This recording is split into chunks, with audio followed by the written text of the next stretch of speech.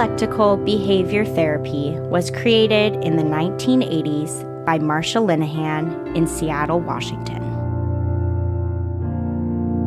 Today, DBT is taught all over the world.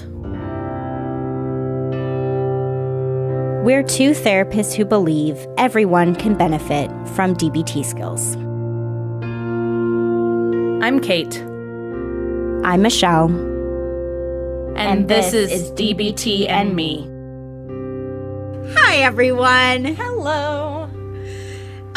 Before I even tell you guys about what our topic is for today, Kate and I want to have full disclosure about the mental space we both are in at the moment. So this episode that you guys are now starting to listen to, we recorded this episode a few hours ago. Like 45 minutes ago, maybe we finished. We ended recording, and then we had a technical issue, as happens on podcasts, and essentially what we recorded is gone, and we are re-recording it now for all of you. Yeah. We are aware we do not have to tell you any of this, but we are telling you guys this. We're hoping, the way we're putting a positive spin on re-recording everything we just said not that long ago, is that was like a rehearsal, and now maybe this newly recorded version of this episode will be even better than the original that we recorded and got erased. The spiciness of being irritated will make it so much better. Yes, it is an annoyance. I remember, right, like when you're in school and you type up a whole paper. Oh my God. And then somehow, like, that's when your computer decides to crash or something and you have to retype the whole thing. That's a little bit what this feels like in the podcasting world. So, radical acceptance, right? Here we are, practicing our own DBT skills in daily life. Yes. Totally. There's nothing we could do about the technical issue that happened. We're just starting over from scratch and seeing how this one ends up.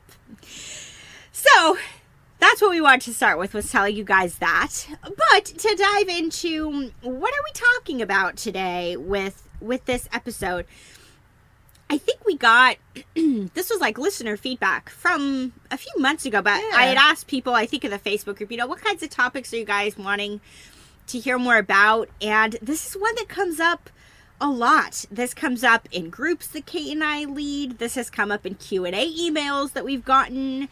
But learning DBT skills is great, and then people often encounter challenges or struggles or confusion with taking what they've learned in a group setting or with their individual therapist and actually figuring out what it looks like to do DBT in regular day-to-day life. Once you have the knowledge and understanding of these skills, what can sometimes get in the way of you actually using them, remembering them, those types of things. So today what we've done is we've broken this episode into basically the 3 most common challenges that we hear from people when they're learning DBT. The 3 most common struggles that they have with this. And we're just going to talk about each one and some of the things that we think can be helpful with overcoming that challenge. So Kate's gonna get us going with the first one. Jumping off into the deep end. All right, so the first challenge is basically, I guess I would say this is the challenge of the overachiever. This is the challenge of trying to remember / use like all of the skills in daily life. I know that we had someone somewhere, I think it was in a Q&A, talk about this, like write in saying, she was like at school and working, and she, bless her heart, she was like, I got this workbook and I'm trying to do this and do these worksheets every day. And like, how do I utilize all of the skills each day? And I'm like, sweet Jesus, don't. That's the answer to that question. By the way, if any of you are asking, how do I use all of the DBT skills every day? The answer is don't. That's how you do it, is to not. So, right, this is people who just, Michelle, no, the overachievers in the group, people who want to be really studious, really want to be on top of things, but Yes, maybe this would have been me if I had been in a DBT skills group as a participant. 100%. So how do you tone it down? Because let me just say, if you're trying to do all or even most or even half or maybe even several DBT skills every single day, you're going to get overwhelmed. I'm overwhelmed just thinking about you people trying to do that, right? Like, it's too much. So what are some skills to help you feel like you're still staying on top of your skills? Did I say skills to help you stay on top of your skills? Methods? That sounds better. Methods you can utilize to try and stay on top of your skills and feel like you're really integrating them and making them a part of your life without overwhelming yourself by trying to do them all at once. So the first thing that occurred to Michelle and I for this one is to pick a skill of the week. You could do this a number of different ways. You could, I don't know why this just occurred to me, but the first thing that occurred to me was put a little, write it down on paper and cut them into pieces and pull a skill out of a bag every week, literally. Ooh, I actually like that idea a lot. Right, so if you don't have anything that stands out as the one that you need right now, yeah, pick it random. Why the hell not? Have fun at it. However, you might look at your week and be like, you know what? Just looking at what's on my schedule, I'm pretty sure that I'm going to need self-soothing this week, so that's what I'm going to focus on. Or I think that cope ahead is really necessary. I'm going to be focusing in on that before my, I don't know why I pick on well, I do know why I pick on families, before my family reunion next week, right? Or something like that, right? So you can do it either sort of haphazardly, randomly, or whatever, or you can pick a skill that seems really pertinent to you for that week. Maybe the same skill feels pertinent for weeks in a row. That's okay. Practicing it that much will just get it even more ingrained and embedded in your psyche, make it more easy to access in more high-stress situations. It's lovely. Extra practice, not hurting anything. You might also look at, on a week-to-week basis, but also more overarchingly, what are the top 1 to 3 skills that you most need? Just looking at your world. What challenges, what struggles, what sorts of things come up for you regularly. And so, what 1 to 3, maybe at a stretch 5, skills do you find yourself needing time and again? Those would be a good place to focus, right? If you are overwhelmed, well, not if you're overwhelmed, just because, and I'm going to go out there and say most people have just a subset of DBT skills that are going to be the ones that are the most impactful, resonate the most, and are just the most needed, right? Depending on your life situation and the things that you struggle with most. Not everyone needs every skill. Right? Yes. No. And some you just, no offense to anyone or anything, hate. I know, progressive muscle relaxation. I don't know why I hate that so much. I just really What are the P's in TIP? Yes, I hate it. So that would never be the thing, right? There are other letters in TIP. I don't have to rely on that one in order to utilize the skill, right? So meet yourself where you are. Look at what your needs are, either on a week-to-week basis and or picking your top few skills that come up time and again. You could combine those two if you wanted to. You could have a rotating skill of the week while you focus in on 1 or 2 others that you know you need consistently. But just try not to pile it all on your head at once. Because it is too much. We've been teaching it for, I think we're at 5 years, 6 years, 5 or 6 years. Michelle and I have been teaching this together. And seriously, we lead the same groups in the same order with the same skills every time. And we still have to sit down every week before we teach and be like, all right, what are we doing this week? How's the class go? What order of things? What exercise do we do? Right? It's too much. No one has that space in their brain. And we learn something new. Every At least I'll speak for myself. Yes. Every time.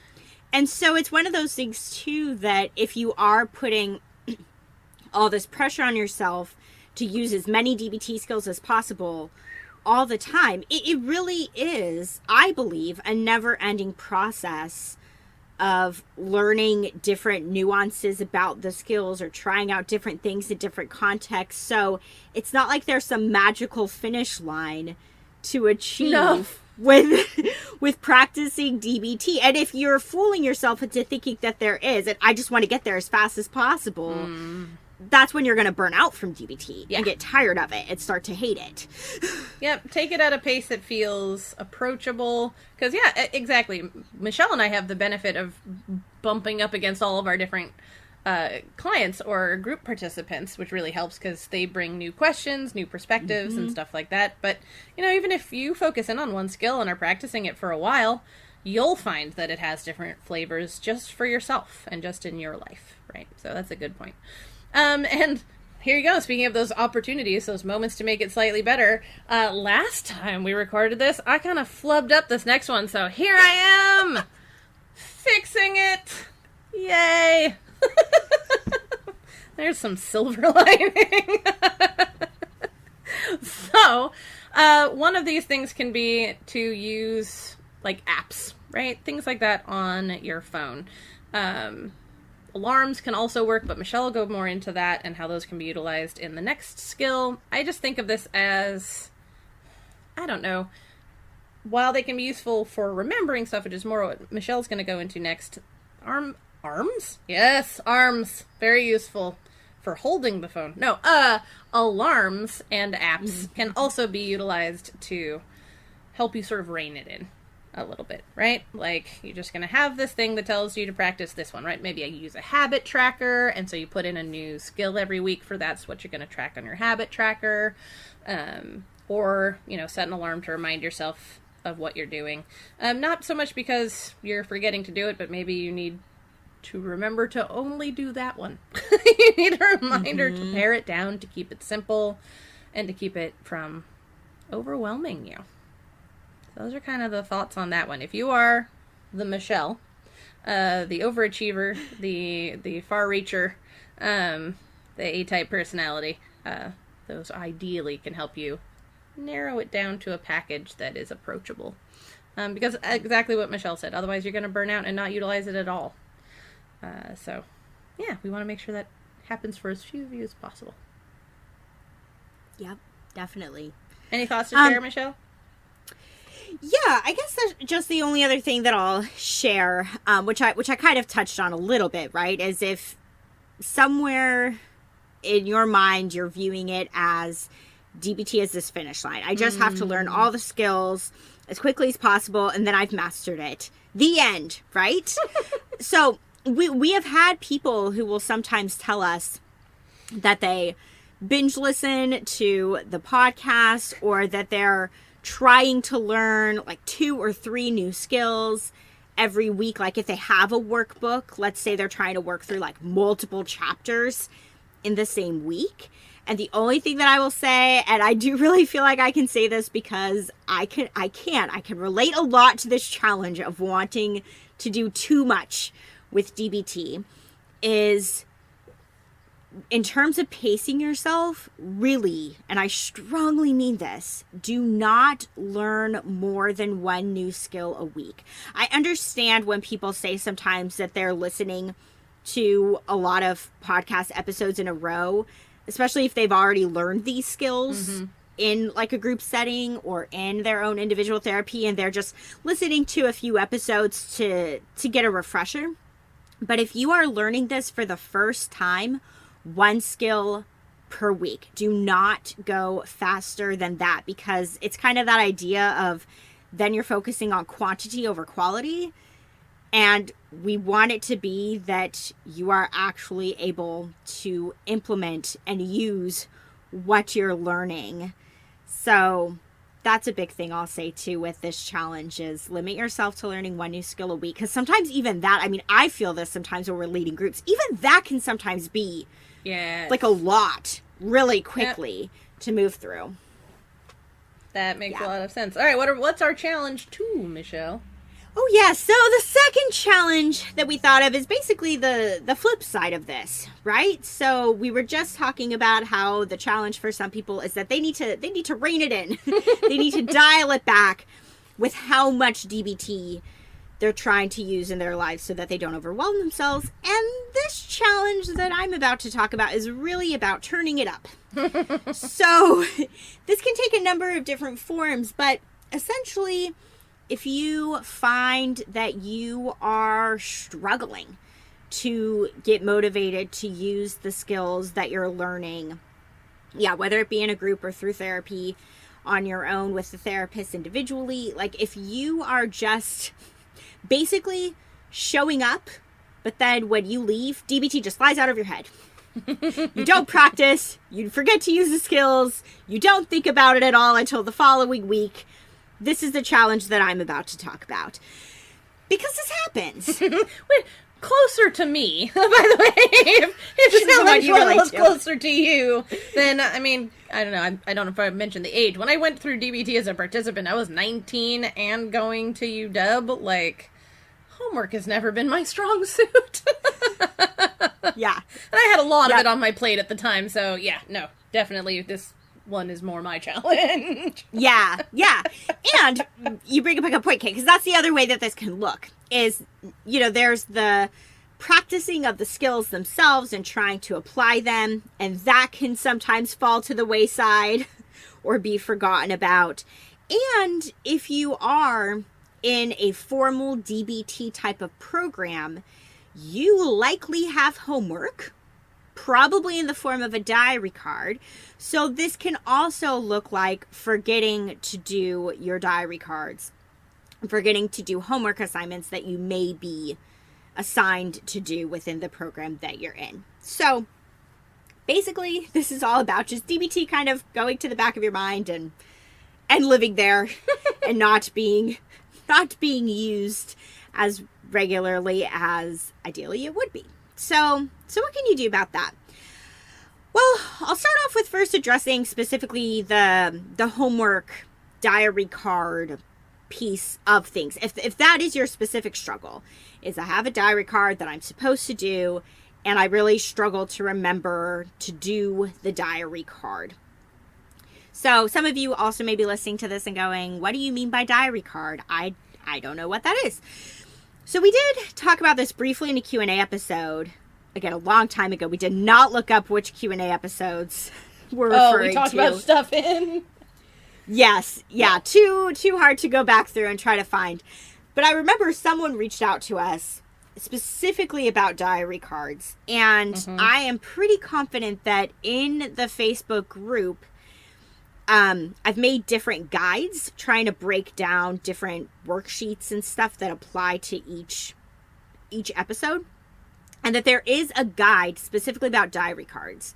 And in that guide, there's a website that links to a few different examples, and Kate and I uploaded the diary card that we use in our groups. Basically, to summarize it, diary cards are a way to keep track of what DBT skills you're using.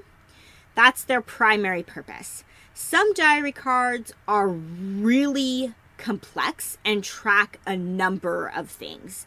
So some diary cards track what DBT calls problem behaviors. So having questions on the diary card about if someone self-harmed that day, or if they used drugs or alcohol that day, or things of that nature. So diary cards are an important part of most DBT programs. And sometimes they can feel like a lot of work. And different programs are different.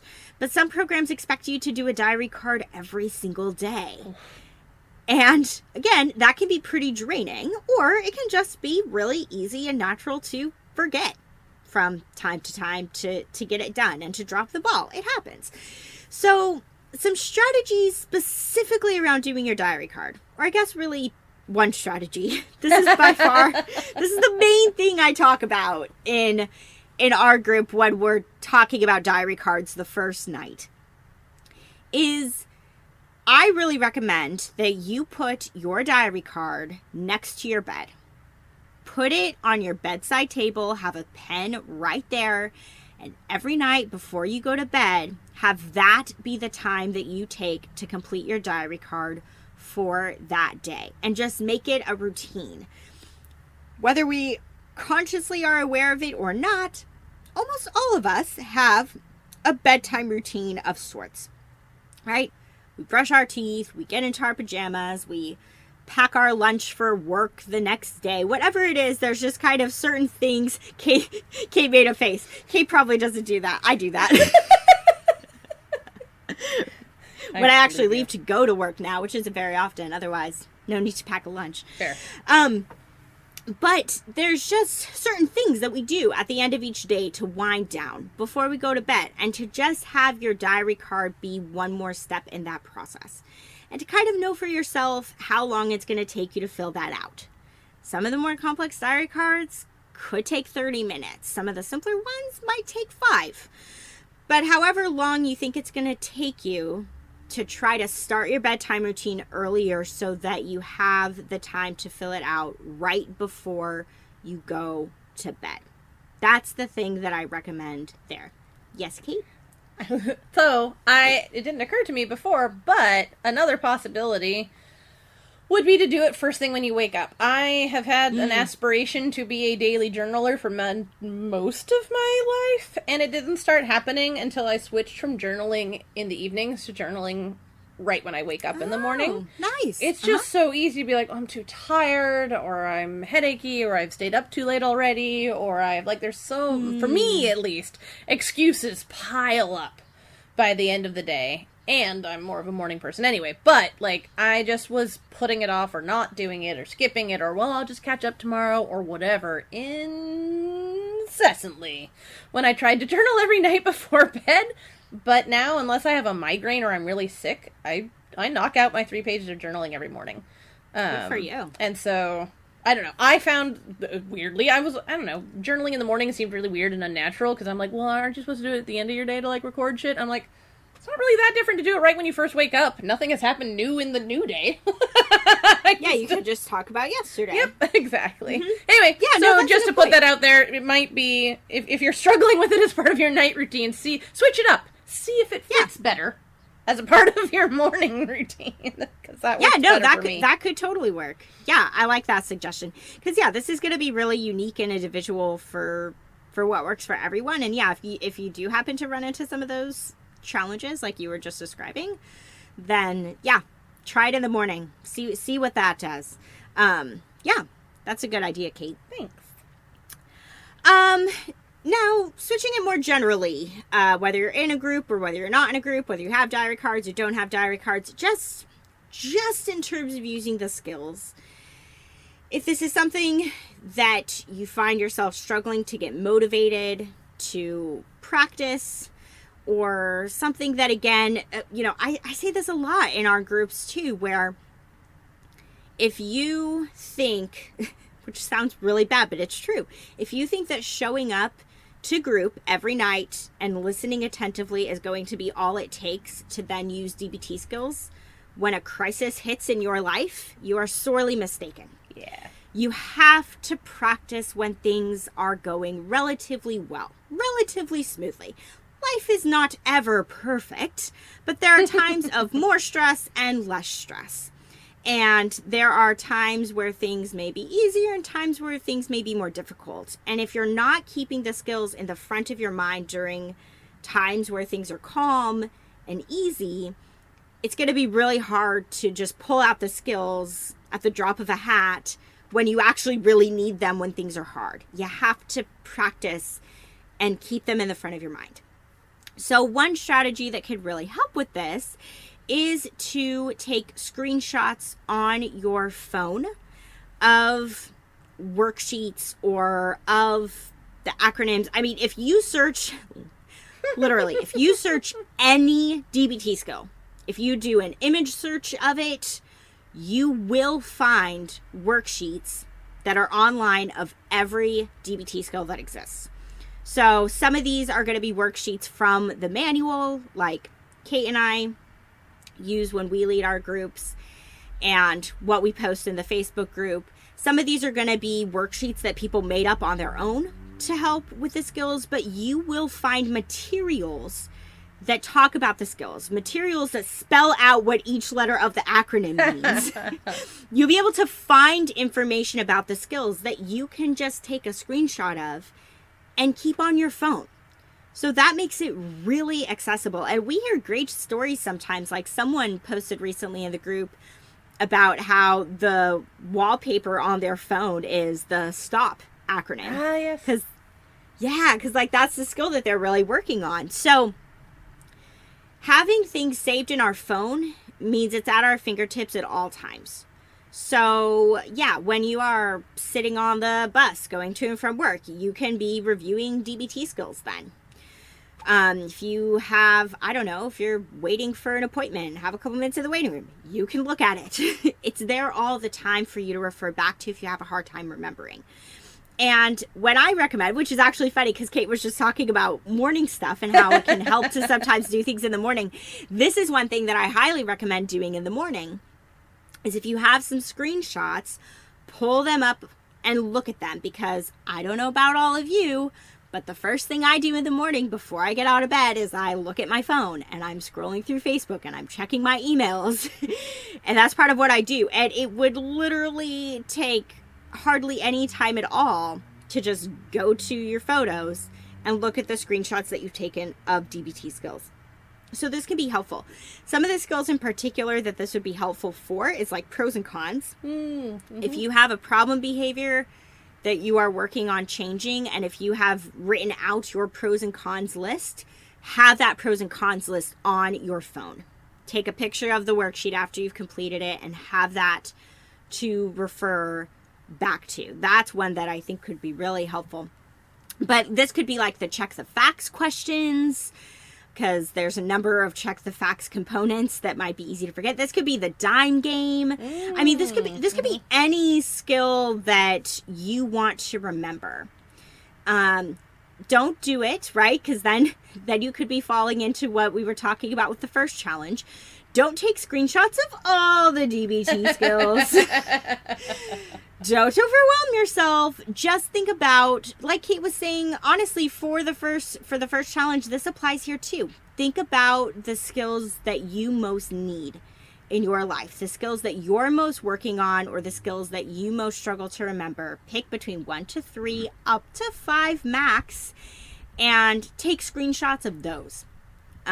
That's a good limit to have.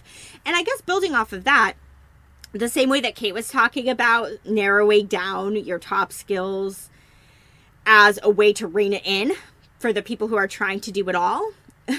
For those of you who may be struggling to do DBT at all and to implement it at all in your regular day-to-day life, this is a way for you to start, is to pick the couple skills, maybe like say one from each module or so, like one from emotional regulation, distress tolerance, interpersonal effectiveness. I mean, mindfulness goes together just so well. All the skills really intersect with mindfulness. But maybe you want to pick like wise mind, or maybe you want to pick observe from mindfulness. Those would be good basic skills. But pick a couple and just really make sure that you're setting a bar for yourself that feels attainable. Mm-hmm. Because sometimes what happens with DBT, because it's so much information, is the same way that some people might try to when you hear all that information, try to just take it all in as much as possible. Other people shut down with that much information. It's just too much. It's like, there's no way I could possibly do all of this, so forget it. And we have to make a conscious effort to practice these things so that they're there when we really need them. So pick a couple that you want to consciously practice. And if picking 3 is too many, pick 2. If picking 2 is too many, pick 1. Mm-hmm. And if the skill that you happen to pick is maybe a really complex skill that you're struggling with, pick a simpler one. Just start as small as you need to get to the point where you actually feel like you're starting to use DBT on a somewhat regular basis in your life is really important. And then the final thing I'll say about this one is Kate was talking about how like alarms and apps can be really helpful, and I will echo that here again for kind of a different purpose, because this would be for the purpose of giving you some tools to help you with starting to implement skills, instead of giving you tools to rein it in with how much you're trying to use the skills.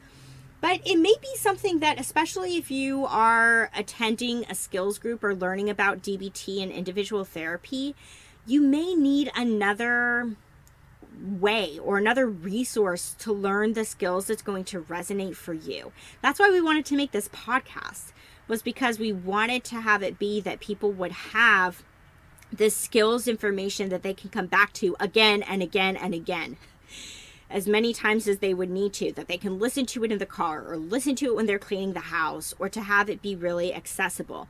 Some people love workbooks where you're filling out worksheets with pen and paper. Some people hate workbooks.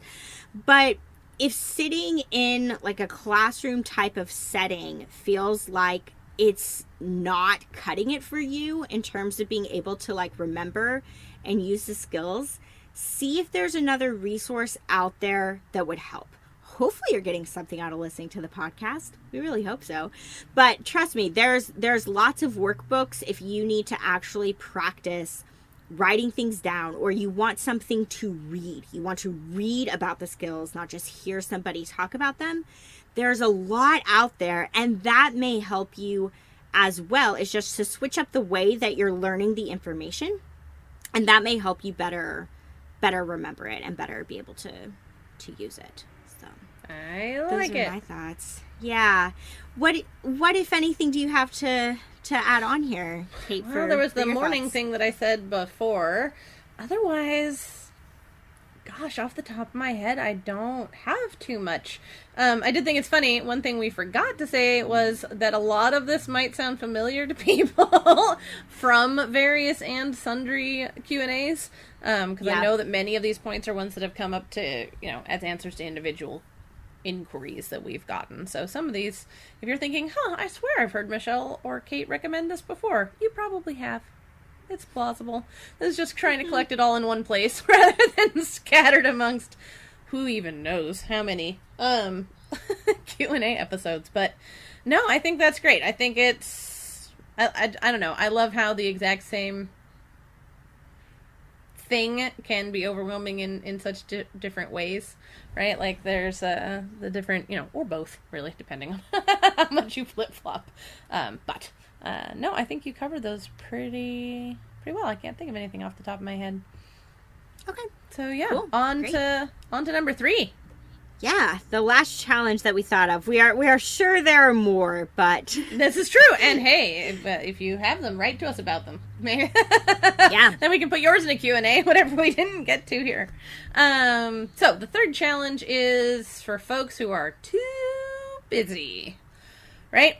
And this can show up in a number of different ways, right? This can be too busy in a, Kate and Michelle, I literally do not have time to do this shit. This can also be, I don't know, life and the world have been a lot for a while now. And so this can also be, I don't know, as the state that we're living in opens back up a little bit more and people are getting vaccinated and such, there's the possibility of socializing. And after basically not having socialized for a year, I think having one plan in a week would make me feel overwhelmingly busy. Because, I haven't really had those in a bit, right? So busy can look like a number of different ways. It can be a felt sense of busyness or a more practical busyness. But either way, we wanted to give you some ways to get around feeling and / being too busy. Now, I think, when I think about this, that the too busy belongs in air quotes because of the first answer to this. Which is, do not forget that mindfulness is a DBT skill. And as you may recall, Michelle and I repeating a lot in the episodes early on in the podcast where we talked about mindfulness, there is no such thing as too busy for mindfulness. Because you can be mindful of anything. Any moment. Anytime you are conscious, you can decide to turn on mindfulness and practice that skill in the moment. This can be during work, during chores, during social interactions, during errands, during podcast recording. There's literally no limit. I cannot possibly list all the things, right? Because mindfulness is 100% of the time that you're, awake and cognizant. Maybe don't try mindfulness when you're coming out from under anesthesia or something. But like pretty much you can do this anytime, anywhere, about anything. So that's kind of the first thing. And second is, like mindfulness, try and pay attention to or focus on skills that are more of a way of being rather than something to do, right? There are certainly many DBT skills that are around doing, right? Super intensive worksheets for things like check the facts or problem solving for emotion regulation, things that just require planning and, are an action, like implementing Dear Man. You can't really Dear Man without Dear Manning, right? It's a doing, right? So there's a lot of skills in DBT that require actions, right? On the other hand, there's a surprising number of them that don't really. Mindfulness, of course, being one of them. Wise mind being one of them. Willingness, radical acceptance, ride the wave, certain elements of please. All right, there's a lot of opportunities to have DBT be more of how you're moving through your world or situation rather than being a thing that you're doing separately from your life or the situations that you're a part of. So that might help reduce this sense of a lack of time or a lack of space. DBT doesn't necessarily have to take up its own separate space. It can just become one with your life, right? It can just be something that you are being rather than something that you are doing so much. That, I guess I would say, segues a little bit into this idea that thinking can be a way of practicing as well. So even for those more complicated skills, right? If you want to spend your day thinking about what do I really like about, I don't know, opposite action.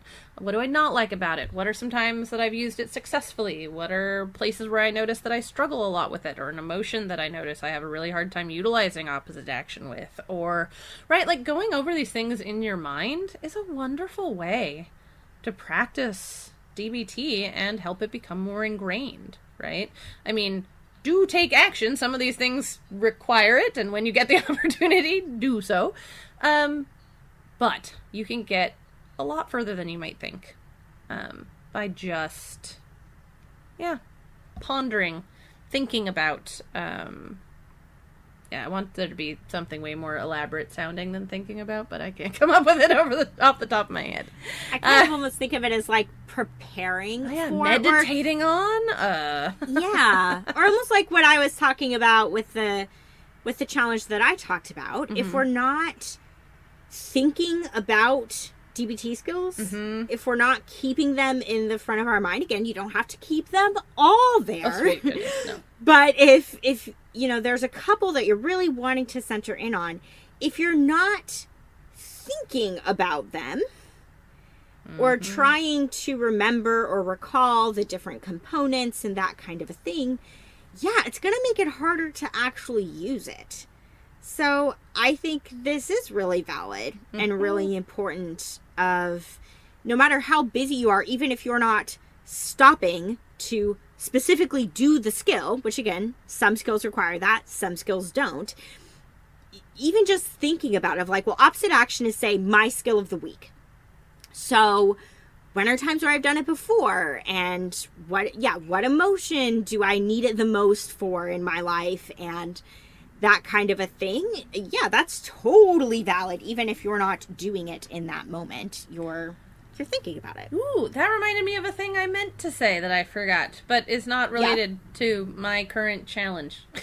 I say throw it in, and then we can circle back around to wrapping up your thoughts for this challenge. I actually really liked it from the last time, our first pass, our practice go at this episode, which was to reduce being overwhelmed by DBT,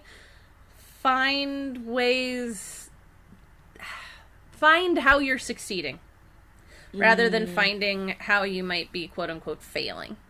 Right? Oh, yeah. This relates back to Michelle's superpower of always being able to turn any kind of coping skill or many healthy actions of almost any variety into a DBT skill. You can do this for yourself, right? Even if it's, I don't know, if you have a skill that you're trying to practice in some fashion or another every day, which also already, that's a lot, and you don't one day, right, that can be really demoralizing, right? It can, once we have quote unquote failed at a thing, we can easily become discouraged, overwhelmed, fuck it, whatever fuck it is as an emotion. Right? And so, I don't know, one of the things that helps me a lot with my tracking habits, for instance, is to look for ways that I can say I did the thing this day, rather than look for ways that I failed, look for ways that I didn't do it, right? So, like, one of my things that I try and do is be creative in some fashion or another every day. I might stretch some of the meaning of that term on occasion so that I get that, like, positive feedback, right? I get that pleasant sensation of having accomplished a thing. And so I would say that can be helpful for people really in either of the first two categories, for challenge 1 or challenge 2. Is just to not discourage giving up, but kind of to make it less likely, less overwhelming, is to find how you're succeeding, right? Look back over your day, and in all probability, you did something that could count As being skillful. And that gives you that boost, right? That gives you a little bit of a dopamine hit, right? So that you have a pleasant association with DBT and are more likely to continue pursuing it rather than feeling, sad trombone because you didn't do the thing. Yeah. And now that we're talking about this again, yes, I was thinking the same thing. I was like, there was something really good that we talked about the first time, and I can't remember what it was, so I'm glad you remembered. Because, building off of that, basically, there's two, and likely more than two, right? But there's kind of two ways to approach practicing and implementing DBT into your life. And both ways are valid, and both ways are good. And one way is to sort of take this approach that we've been talking about up until this point in this episode, which is to start skill first, right? So to consciously try to pick a skill and apply that skill to your life in some situation, right? Okay, I can recognize that this person is not texting me back. I'm starting to feel anxious about that and tell myself all sorts of stories. I need to check the facts. So that's leading skill first, right? You're able to name the skill, hopefully do the skill, and there you go. Sometimes we're doing skills and we're not consciously aware that we're doing skills. We're not thinking about it in DBT language. We're just living our lives, and we happen to sometimes be doing it in a skillful way. Did you eat a healthy lunch? Congratulations! You did please today. Practice please, right? Yeah, exactly. Or, if let's say you and your roommate are starting to have some kind of conflict, and normally that conflict escalates to the two of you yelling at each other, and instead of yelling at your roommate, you decided to just go into your room and start reading a book, you might not be thinking in that moment, which actually, that could be a ton of different skills. Right? You might not be thinking in that moment, oh, look, I'm using stop, or I'm going to go use the A from accepts and distract myself, or I'm going to take a brief vacation from improve and go read my book. It could be a lot of things now that I think about it. You might not be thinking of it in that language of DBT or consciously choosing a skill in that moment. You're just responding in a skillful way. But exactly as Kate's talking about, if you look back over your day, you might be able to see, oh, I did use DBT. I wasn't thinking of it as using DBT. I wasn't intentionally trying to use DBT in that moment. I just did it. And both ways are okay. Whether you're like consciously trying to use the skills and pick some to try, or whether you are not thinking at all in DBT language, but you're just acting more skillfully in your life, that means you're probably using skills. And people will say this all the time in group. Yep. They'll show up to our groups and be doing a homework check-in, and they're like, hey, you know, I don't really know what I did, but this interaction with this person went like a lot better than it normally does, or I didn't feel so anxious this week. And they're struggling to identify, like, because they weren't thinking skills first. They weren't thinking about what skills they were using, but when I kind of asked them questions or kind of dig a little bit, I'm like, oh, you were doing X, Y, and Z skills. Or a and skill like, from oh, a module they haven't been in yet. That happens a lot too. Yeah, well, you happen to be using this stress tolerance skill, which you haven't learned yet, but, you know, you can act in very skillful ways, even if you're not consciously thinking of it through a DBT lens. So I love that you brought that back up, Kate, about how just look back and try to look for the times in your day where perhaps you were using DBT, even if you didn't realize you were. In the moment. You might have been. Yes, right? And then you feel positively, and it helps keep the ball rolling, which can be really definitely nice sort of self-mind hack. Mm-hmm. Yep. And then, so coming back to the too busy to practice skills challenge, just for the last point that I have there, is basically, I don't know, maybe this is different for other people, but I'd say on average, if your day is hellishly busy, trying to fit something in to the middle of that might prove to be a remarkable struggle. In part because you're really busy, in part because things can take variable amounts of time, maybe because there's other human beings involved and, you know, we can't predict what they're gonna do, right? Like, there's lots of reasons. So, if you really do want to be working on something that explicitly takes time, right? It's not just a way of being, right? It's a skill that you actually have to do something with. You might try fitting it in at the very start of your day or at the very end of your day. It's kind of a theme with this episode. Little bit. Morning or night. Fuck the middle of the day. Who even likes that thing anyway? That's when stupid shit happens. No, I'm joking. Gets way harder. It is way harder. That's accurate. That's when all the stuff is going on. Right, but, you know, maybe you have just a little bit, you can shove it in before all the busyness starts. Or after you've sort of, you know, you've decided to call it quits on everything else for the day. Maybe you have 5 or 10 minutes that you can take up for it at the end of your day. My biggest argument for this being possible, I actually use with my clients a lot about various and sundry things, mostly mindfulness, but is, like, I feel pretty safe saying that damn near, if not every person listening to this, is gonna fuck off at least 5 minutes of their day. Maybe all at once, maybe in 5 1-minute intervals, I don't know, but, you know, you're gonna scroll on a thing, or play a dumb phone game, or, I don't know, space out staring at a thing, or like, I don't know what it's gonna look like for you, but you're gonna do something that isn't your busy day anyway, and so you might be able to get more from that time by doing something intentional with it, and something where you get, that hit of dopamine for feeling successful, feeling like you checked something off your list, stuff like that. So, if worse comes to worse and you have to try doing at the beginning or end of your day. So I think it's going to work better for most folks.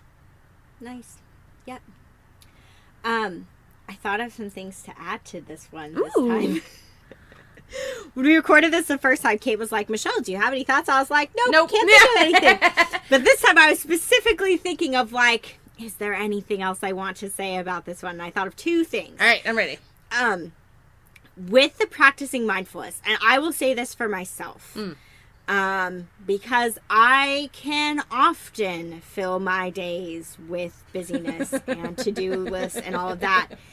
And I will just make the argument that, exactly as Kate was saying, how you can practice mindfulness anytime, anywhere, doing anything, you need to most practice mindfulness on your busiest days. That's where I find that if I do remember to practice mindfulness on my really busy days, I get the most bang for my buck from doing it. And it really can help me recenter and really help me feel a little slowed down, because a lot of times, I mean, even on days where you do actually have a lot of things scheduled, it's also kind of like you said, Kate, you know, there's a lot of perception that goes into busyness. Yep. Some days I have 5 things scheduled and I'm like, I've got this. I don't feel too busy. And then other times I could have 2 things scheduled and I'm like, I'm overwhelmed. Well, that's something going on within me. Yep.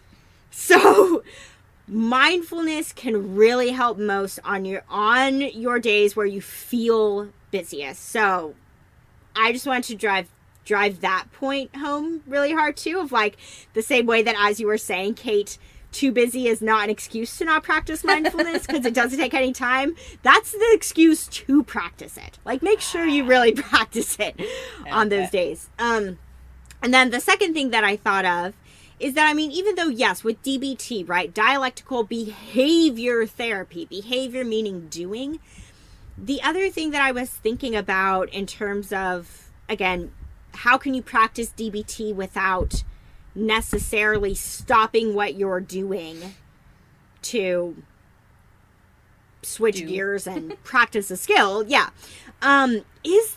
the dialectical thinking. Like, if you're just moving through the world and you find yourself thinking in a more dialectical way, and if you guys are like, hold on, I need a refresher of what that means. Sweet Jesus. We have 2 episodes on dialectics.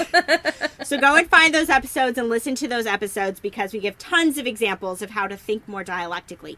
But if you're just viewing the world and the people around you in this more open-minded way than maybe you did before, right? And this would also be practicing mindfulness, this more non-judgmental kind of way. Yes.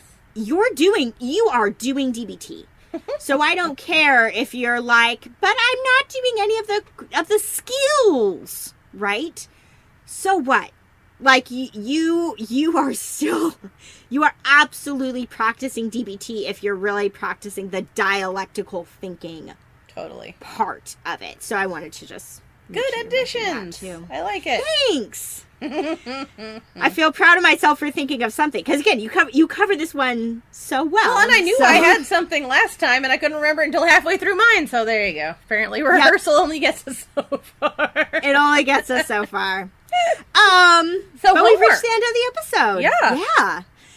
So with homework, the same way that it's been the past few months, so this might not be surprising, there's probably one of these 3 challenges that really stands out to you for something that you may struggle with, especially out of the first 2. You probably either err more on the side of, I'm trying to do all the DBT stuff all the time, or err too much on the side of, I'm not doing enough DBT. So one of those will probably resonate with you. I feel like the third one can come up in various and sundry ways for lots of people.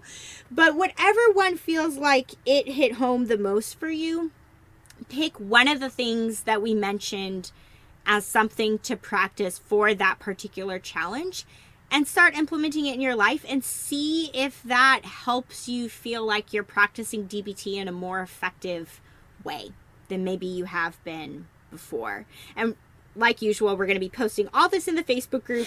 So if what we've talked about has already flowed out of your head, because let me do the math. We talked about 11 different things. Well, some of them have crossover. Yes. It's probably like, 9. But if you're already like, I can't remember all of them, we'll post it in the group. Just go and find it there so you can look back on it. So that is homework. So now it's awkward self-promotion time. Yes, it is. So we're going to start by shouting out Rachel. Rachel became a new patron recently. Thank you, Rachel.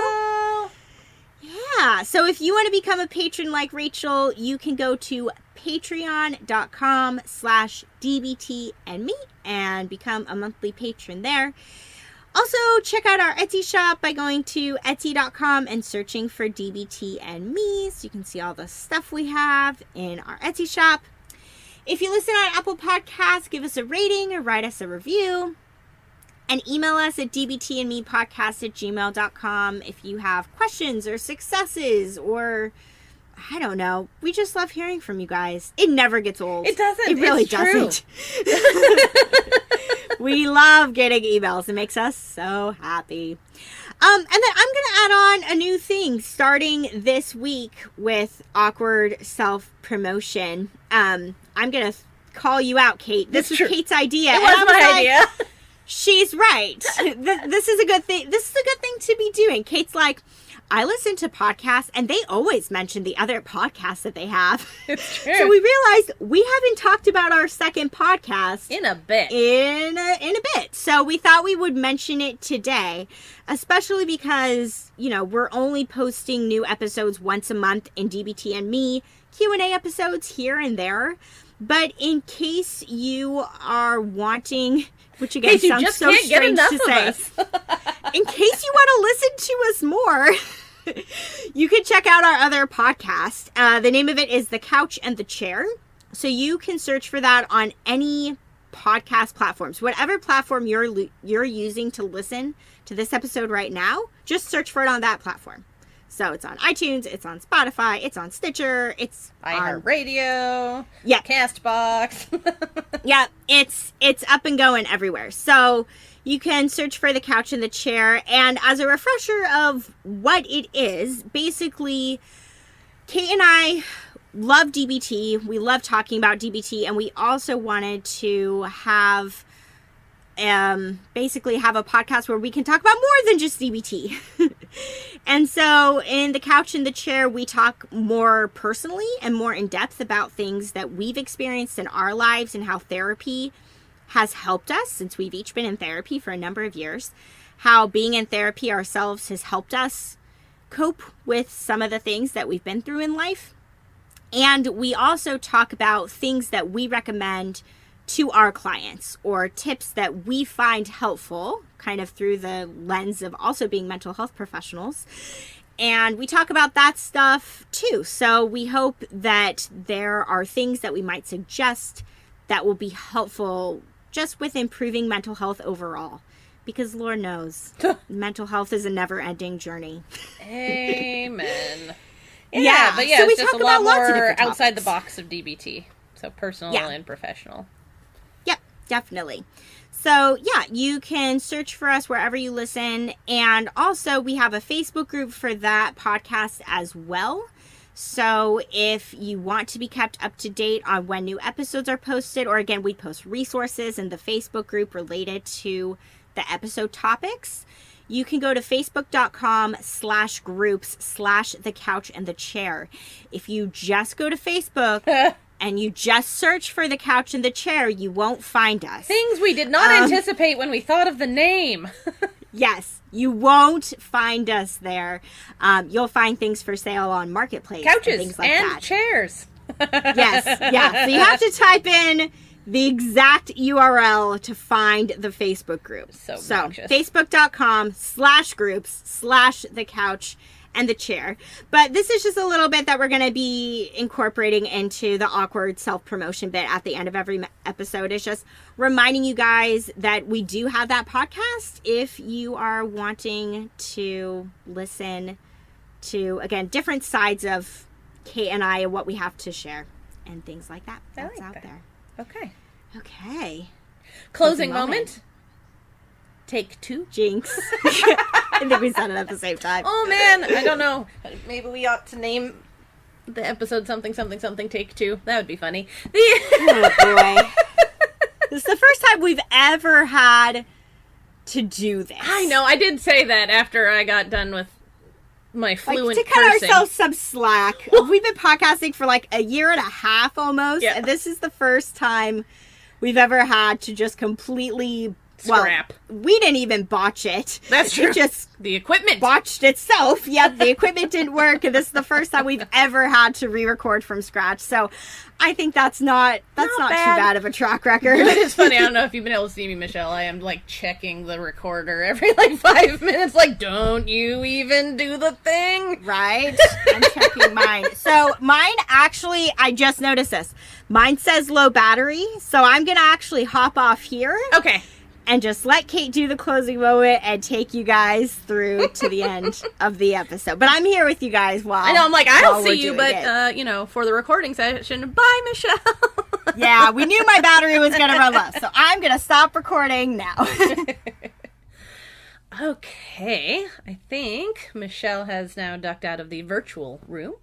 And we can go into the closing moment. So, today, though, I did want to give a little bit of a preface before hopping in. We're going to do a different kind of closing moment than usual. So, normally, right, we get comfy, we close our eyes, we do a guided visualization of some sort. I'm all about that. But today, I just wanted to gently remind you guys of... I enthusiastically reminded you during the episode itself about how accessible mindfulness is. But now I just want to lead you through a super basic, easily accomplished, no matter where you are, and really no matter how many other people are around you, little mindfulness exercise. So that you have the opportunity to experience how easy it is to access it. There we go. And yeah, hopefully remind yourself that you can do this anywhere, anytime. So, do get comfortable, whatever that means for you right now. But today, we're going to keep our eyes open. And we're going to go basically through all of our senses and observing our environment through them. So, to start with, we're going to go with the sense of sight. And I'd love for each of you to just take a moment, look around your surroundings, and just pick out 5 things to really notice and to name. Depending on how full your environment is, this could be something that you could knock out super fast, but I would encourage you to take a little bit longer with it and maybe try and find 5 things that are interesting or 5 things that evoke some sort of pleasant emotional response in you or something where the color stands out, right? Just a little bit more than just rattling off the very first 5 things that you lay your eyes on. So quiet for a moment here and let you guys look around your spaces and find and name 5 things.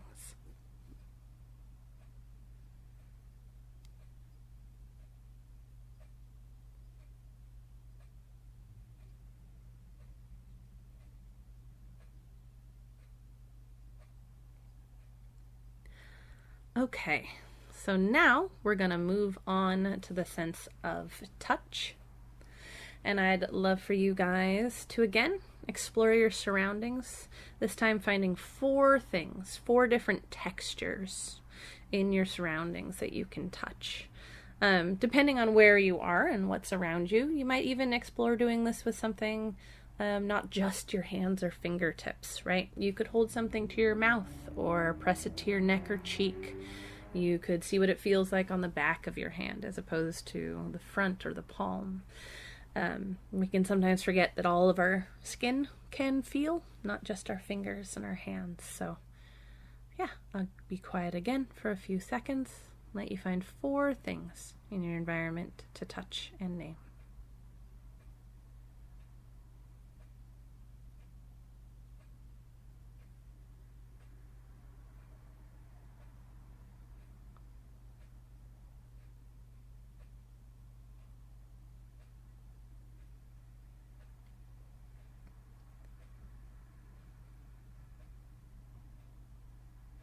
Okay, hopefully you've been able to do that.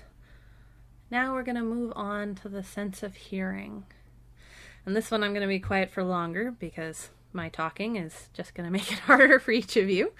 So yeah, just tune into your environment and see if you can hear and name 3 different and separate sounds in your environment.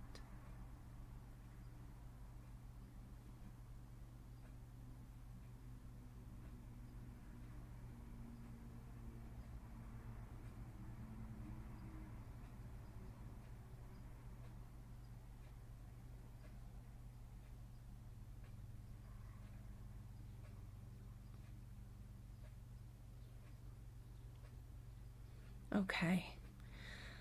Next, moving on, we're going to go to the sense of smell. This one is more or less challenging depending on where you are, but I encourage you to take a few slow, deep breaths in through your nose, which is going to have a calming and positive effect anyway.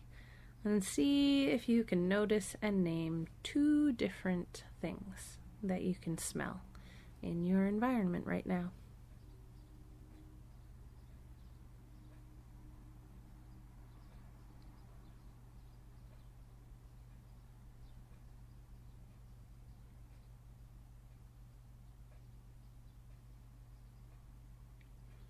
All right. And last, but certainly not least, is the sense of taste. This one is plausibly, this one I think is the hardest, and that's why we only have you name one thing that you can taste in your environment. So if you have something you can drink or eat, that's a great option. Or, maybe just notice the taste that comes with one of those smells that you noticed in the environment. Whatever is accessible to you right now. Maybe nothing is. That's okay. But if there is, take this moment to enjoy something you can taste. Notice it, name it, and experience it mindfully.